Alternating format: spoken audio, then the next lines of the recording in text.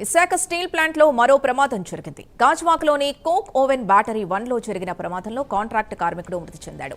బ్యాటరీలో పనిచేయని electrical bus బార్ని తొలగించడం వల్లే ప్రమాదం జరిగినట్లు కార్మికులు ఆరోపిస్తున్నారు. సుమారు 7 మీటర్ల ఎత్తు నుంచి బస్ బార్ కింద పడడంతో అనంత బార్వే తీవ్రంగా గాయపడ్డాడు. ఆసుపత్రికి తరలించినప్పటికీ చికిత్స పొందుతూ మృతి చెందాడు. మరో 4 కార్మికులకు స్వల్ప గాయాలయ్యాయి. వరుస ప్రమాదాలతో కార్మికుల్లో ఆందోళన నెలకొంది. మరింత సమాచారం మా కరెస్పాండెంట్ నరసింహ అందిస్తారు. నరసింహ,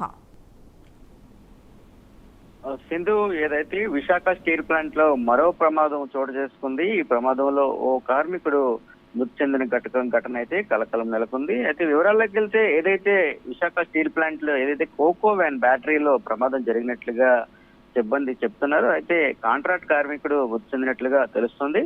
అయితే బ్యాటరీ ఏదైతే గత 2 సంవత్సరాలుగా పనిచేయని ఎలక్ట్రికల్ బస్ బార్ తొలగించకపోవడం వల్ల ఈ ప్రమాదం జరిగినట్లుగా ఒకవైపు అయితే స్థానికున్నటువంటి సిబ్బంది చెప్తున్నారు. అదేవిధంగా ఏదైతే 7 మీటర్ల నుంచి ఎత్తు నుంచి అక్కడ పనిచేసేందుకు వెళ్తున్న అనంత బార్వే అనే ఏదైతే ఆ కాంట్రాక్ట్ వర్కర్, అతనికి సుమారుగా 52 సంవత్సరాలు ఉంటాయని కూడా ఒకవైపు అయితే అయితే సహచర సిబ్బంది అయితే చెప్తున్నారు. అయితే కాంట్రాక్ట్ కార్మికునికి అక్కడే తలపై దెబ్బ తగలడంతో హుటాహుటినైతే సమీప ఆసుపత్రి మెరుగైన వైద్యం కొరకు అయితే ఆసుపత్రికి అయితే తరలించారు.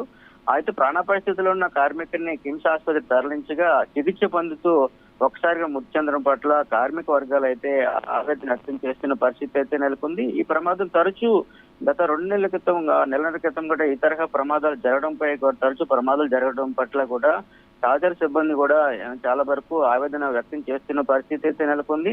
అయితే ఈ తరహా ప్రమాదాలు జరగకుండా ఉండాలని కూడా ఒకవైపు అయితే చెప్తున్నా కూడా ఈ తరహా ప్రమాదాలు జరగడం పట్ల కూడా సహచర సిబ్బంది అయితే భయభ్రాంతులకు లోనవుతున్నారు. Sindhu, right, thank you Narasimha.